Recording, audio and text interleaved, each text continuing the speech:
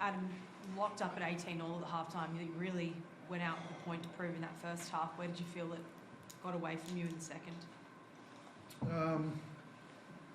Yeah, I thought in the first half, not everything went to plan, but we showed a heap of resolve in the first half. Not much was phasing us.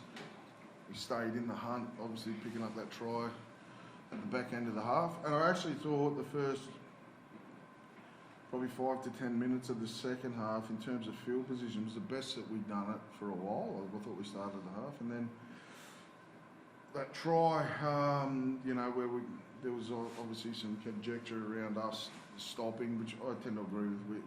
We stopped on last play there. It was a bit innocuous. There was a bit in that, but that deflated us a bit, and we've got to be able to overcome that. We have to own it. I think we had 4 tries on last play, and the thing about last play is they mask a lot of good things that you do in the set, but at the end of the day, they're 6 points at the end of that. So, to rack up 24 points on last plays, something we have to own and get better at for the back end of the year. So that Tom Starling try was sort of a momentum shift. Did you think that you agreed with the first part, but then perhaps the off the ground was the right call, wrong call? No, I agreed with the bunker on all of that. I reckon we stopped. Phoenix should have kept moving.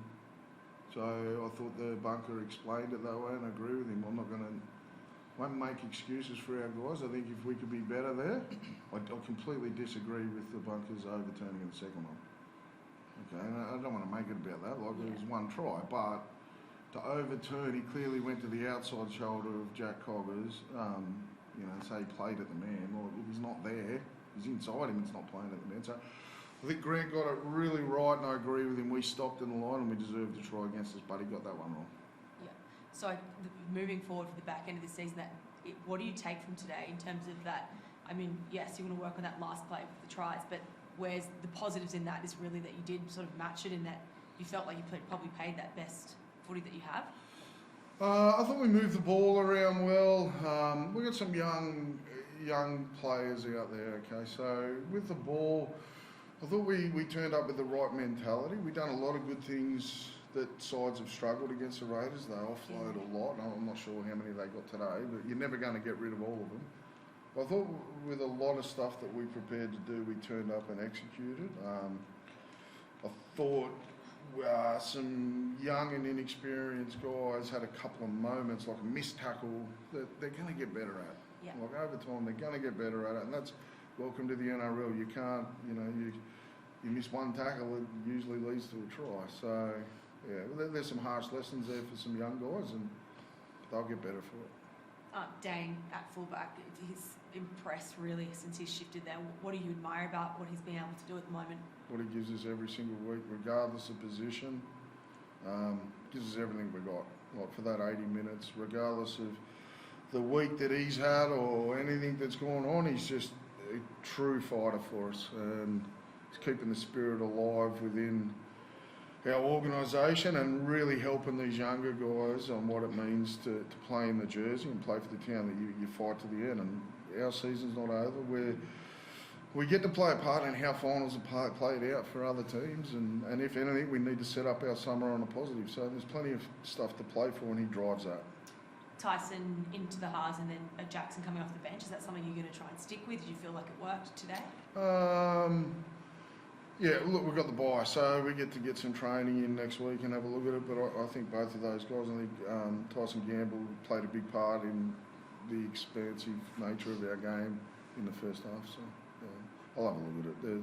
There's other stuff that I'm concerned about at the moment, in particular those last plays and getting better at that. Dane, what did you make of it? You're right in the game for 50 minutes there. Yeah, definitely. I thought the first half, especially when they got that late try, even with or without Fletcher Hunt's try, I thought we were still right in it. We were turning up for each other and working hard for each other, and we spoke about it at half time, and starting off the second half was important for us, getting off to a good start, and I thought we did that. But then once we had that first error, letting a try, a fifth tackle penalty, my drop ball at the back, it kind of just snowballed, and we weren't able to kind of stop that momentum. And with a team like that, they're sitting at the top of the table for a reason, and they've got a lot of players in that team that can, I guess, jump on those sort of opportunities. So it's just about whether, like I said last week, whether refs get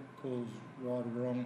Everyone's going to make mistakes. We make mistakes, but it's up to us to, I guess, win footy games and take that out of it. Like as you said, the fifth play, we've got to take a good hard look at that and I guess be able to turn teams away, but at the same time we've got to make teams earn the right to attack our try line or have those opportunities for those fifth plays, because we're giving a lot of teams leg ups, inviting them into our half, and you just can't do that at this level. So you've got to make teams earn the right, and we've got a week off now. We'll rest up and we'll look to keep going. We've still got another couple of weeks of footy left, and I plan on finishing the season strong. Adam talked a little bit about how there was a couple of young players that went out there and learned a couple of lessons today. As one of the more senior players on the side, and obviously missing a couple of players like Caitlin, for example, how important do you kind of think these last couple of weeks are just for you, just to kind of grow into that leadership a little bit more? Yeah, I think those young fellas handled it themselves well. It's not an easy game, and like you said, they're still young and they did a lot of good things out there too. I know Kyle will be, I guess, filthy on himself for a couple of those tries, but at the end of the day, I'm not exactly sure on his age, but he's got a big future and he does a lot of good things for this team. So it's just about, I guess, keeping them positive, and it's easy to go into your shell when things like that happen, but the good players, I guess, learn to overcome that and get over that, and they'll develop that in time, and it's just about trying to reinforce all the good stuff that they've been doing for this club. Dane, with the form that you're in at the moment and the positives that you do take out of it, how confident are you, staying with the club and wanting to, stay on for 2026?